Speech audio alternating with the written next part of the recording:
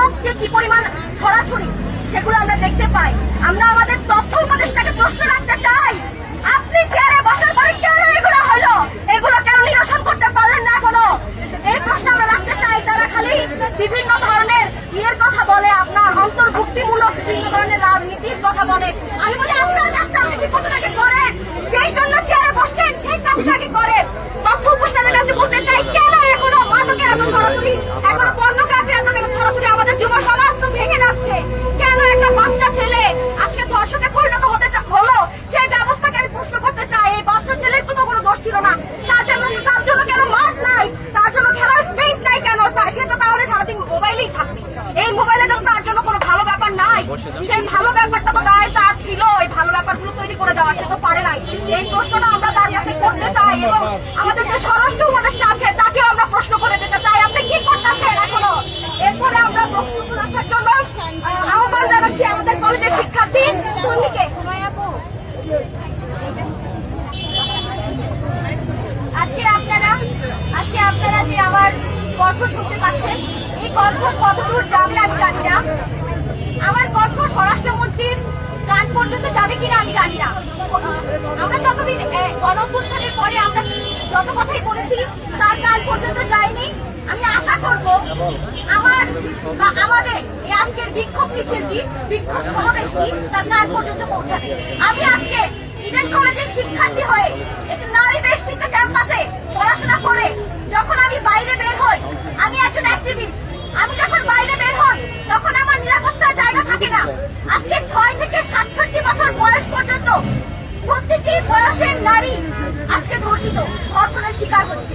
এবং আপনারা জানেন গণঅভ্যুত্থানের পরবর্তী সময়ে সোহরাওয়ার্দী উদ্যানে একজন 67 বয়সের নারী ধর্ষণের শিকার হয় এবং আমরা তার তদন্তের রিপোর্ট এখনো পাইনি। আপনারা জানেন যে আর্মি ক্যান্টনমেন্টের ভিতরে যে তনু হত্যার শিকার বিভৎসভাবে কাদের দ্বারা হত্যার শিকার হয়েছিল আপনারা নিশ্চয়ই জানেন এবং তার বিচার এখনো পর্যন্ত হয়নি। আমি আজকে এই ঢাকায় বসে আমি আমার 12 বছরের আমার বোনটির জন্য উদ্বিগ্ন, যে স্কুলে যায়, যে প্রাইভেট পড়তে যায়, যে টিউশনি করতে যায়।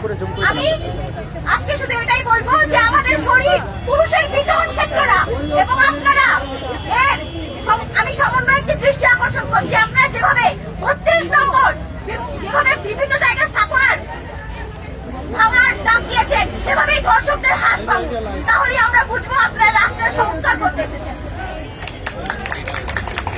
বন্ধুরা, এই মুহূর্তে আমাদের মাঝে বক্তব্য রাখবেন আমাদের কলেজের শিক্ষার্থী সুমাইয়া আপু। সংগ্রামী বন্ধুগণ, আপনারা যারা আমাদের মাইকের আওয়াজ শুনছেন তাদেরকে আমরা বলতে চাই, গত কয়েকদিনে অভ্যুত্থান পরবর্তী সময় আমরা দেখলাম আমাদের দেশের যে নারীরা যারা এই অভ্যুত্থানের সামনের সারিতে রেখে নেতৃত্ব দিয়েছে, সেই নারীরা আজকে ঘরের মধ্যেও সে নিরাপদ বোধ করছে না, রাষ্ট্র তার নিরাপত্তা নিশ্চিত করতে পারছে না। আপনারা দেখেছেন একজন নারী, একজন শিশু শহীদ মিনারের ফুল কুড়াতে গিয়েও তাকে ধর্ষণের শিকার হতে হয়। নারী তার প্রতিবেশী দ্বারা ধর্ষণের শিকার হয়। নারী বাসে, ট্রামে, কোথাও সেফ না। কিছুদিন আগেই রাজশাহীগামী একটি বাসে দেখলাম আমরা নারী নিপীড়নের ঘটনা ঘটলো। আমরা দেখলাম কলেজে, ক্যাম্পাসে আমাদের কোথাও নারীরা সেফ না। তাহলে আমরা বলতে চাই, এই যে নতুন ব্যবস্থা, নতুন বন্দোবস্তের কথা আমরা বলছি, সত্যি কি আমরা নারীদের জন্য নতুন বন্দোবস্ত করে তুলতে পেরেছি কিনা? বলে সেই প্রশ্নটি থেকেই যায়। আমরা দেখলাম রাষ্ট্র এত বড় একটা ঘটনা ঘটে যাওয়ার পর রাষ্ট্রের প্রধান দায়িত্ব ছিল এই ঘটনাগুলোকে অ্যাড্রেস করা এবং তাদের যে অপারগতা সেগুলো স্বীকার করে বিচারের আওতায় আনা।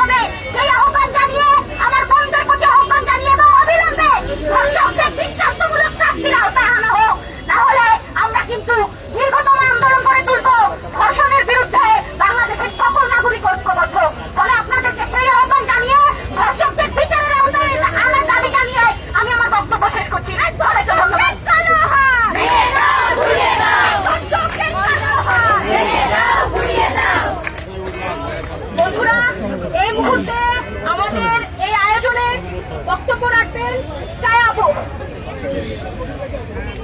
এই আপু একটু সরতে হবে, আপু একটু বসে পড়েন না, দেখা যাচ্ছে না আপু, কারণ অনেকক্ষণ ধরেছেন তো বুঝতে পারছি। বন্ধুরা, আপনারা এতক্ষণ ধরে শুনলেন আমরা এখানে কেন দাঁড়িয়েছি। বিচ্ছিন্ন ঘটনা নয়, আপনারা অনেকগুলো ঘটনা শুনেছেন। এখানে নারী ফুটবলারদের উপর আক্রমণ, চট্টগ্রাম বিশ্ববিদ্যালয়ের 9 নারী শিক্ষার্থীকে কিভাবে বহিষ্কার করা হয়েছে, এবং গত কয়েকদিন আগে বাসে কিভাবে নারীরা 2 নারী ধর্ষণের শিকার হয়েছে। তারপরে আপনারা শুনলেন গত 24 ঘন্টায় 17 জন নারী ধর্ষণের শিকার হয়েছে। এই ঘটনাগুলোকে আলাদা করে দেখবার কোনো বিষয় নেই। আমরা যখন আওয়ামী ফ্যাসিস্ট আমলে দেখেছি তখন কিভাবে ক্যান্টনমেন্টের তনু সহ নুসরাত, নোয়াখালীর নুসরাত বেগমগঞ্জে ভোট দিতে না পারার কারণে এক নারী কিভাবে ধর্ষণের শিকার হয়েছিল। আপনারা জানেন যে এই ঘটনাগুলো একের পর এক বিচারহীনতার কারণে আরো বেড়েছিল। একইভাবে 5 আগস্টের পরে এখানে নারীদের যে অবদান, নারীরা তো ধর্ষণ হওয়ার জন্যই অবদান রাখে নাই, নারীরা চেয়েছিল নিরাপদ রাষ্ট্র। আপনারা এই 5 আগস্টের পরে অনেকগুলো নতুন নতুন শব্দ শুনেছেন। আমরা সংস্কার আনবো, নতুন রাষ্ট্রীয় বন্দোবস্ত, নতুন নেতৃত্ব, অনেক ধরনের খুব দারুণ দারুণ শব্দ শুনেছেন। এই শব্দগুলো আমরা যেমন শুনেছি, কিন্তু এখানে নারীর রেসপেক্ট কোথায়, নারীর নিরাপত্তা কোথায়? আন্দোলনে আমরা ইডেন কলেজের শিক্ষার্থী, আপনারা দেখবেন ইডেন কলেজ বরাবরই সমস্ত আন্দোলনে ভূমিকা রেখেছে। 5 আগস্টের আগেও নারীরা এখানে রাতে বেরিয়েছিল। 5 আগস্টের পরে যখন ঢাকা বিশ্ববিদ্যালয়ের ঝামেলা হলো, নারীরা যখন বের হয়েছিল তখন নারীদেরকে কিভাবে স্ল্যাশ শেমিং এর শিকার হতে হয়েছিল, তখন পর্যন্ত আমাদের কোনো প্রশাসন কোনো কথা বলে নাই। ফলে বলতে চাই, এই যে ধর্ষণের যে ঘটনাগুলো, এগুলো যখন নারীদেরকে স্ল্যাশ শেমিং করতেছিল এবং আন্দোলনরত এবং আন্দোলনে থাকা সমন্বয়কদের নিয়ে স্ল্যাশ শেমিং করছিল, তখন এখানকার গুরুত্বপূর্ণ কেউ কোনো কথা বলে নাই। এগুলো তখন থেকেই শুরু হয়েছে। ফলে আজকের এই ধর্ষণের ঘটনা আর ওই স্ল্যাশ শেমিং এর ঘটনার মধ্যে কোনো তফাৎ নাই। বন্ধুরা, আপনারা খেয়াল করবেন যে আমাদের যে একটা সমাজে, আপনারা জানেন এখানে 5 আগস্টের পরে প্রথম আক্রমণ এসেছিল বেগম রোকেয়ার উপরে। এরপরে আপনারা দেখবেন রংপুরে বেগম রোকেয়া বিশ্ববিদ্যালয়ে নাম পরিবর্তনের জন্য, কারা এই নাম পরিবর্তনের জন্য কথা বলছে? নারীর নাম থাকলে কাদের সমস্যা? যাদের সমস্যা তারাই এক একটা করে ধর্ষক। যারা নারীদের এবং বেগম রোকেয়া এবং যে নারীরা বাইরে বের হচ্ছে, কর্মক্ষেত্রে বের হচ্ছে, তা যাদের নিয়ে সমস্যা, এই ধর্ষকরা তাদের হয়তো বেশি সরাসরি ধর্ষণ করতে পারে না, কিন্তু নারীর নামে ক্যাম্পাস থাকলে সেটা নিয়ে আন্দোলন করতে পারে। কিন্তু আমরা মনে করি এই ধরনের মানসিকতাই ধর্ষকদের জন্ম দেয়। আপনারা খেয়াল করবেন চট্টগ্রাম বিশ্ববিদ্যালয়ের প্রক্টর কিভাবে নারীকে হানি বলেছে। হানি মানে কি? না, একজন নারী মানেই কি সে হানি? যে প্রশাসন, একটা প্রশাসনে কিভাবে